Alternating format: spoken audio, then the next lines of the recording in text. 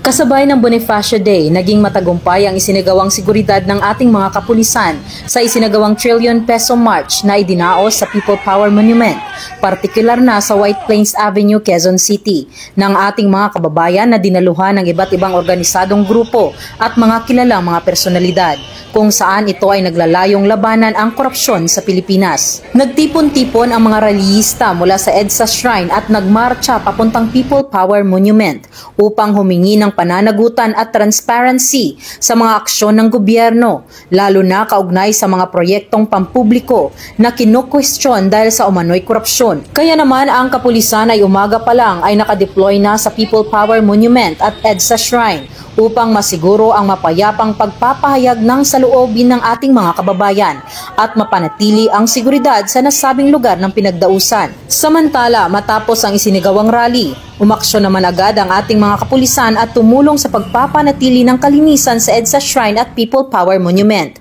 Ang kanilang sama-samang pagkilos ay patunay ng dedikasyon na serbisyo at suporta sa komunidad, lalo na sa mga okasyong nangangailangan ng mabilis at organisadong pagtugon. Sa kabuuan, naging matagumpay ang pagbibigay seguridad ng ating kapulisan sa nasabing aktibidad. Hangad ng kapulisan ang kaligtasan ng bawat mamamayan mula dito sa People Power Monument. Ako po ang inyong Police News Network Correspondent, Patrolwoman Jenny Midolor, alagad ng batas, taga-taguyod ng Balitang Pulis.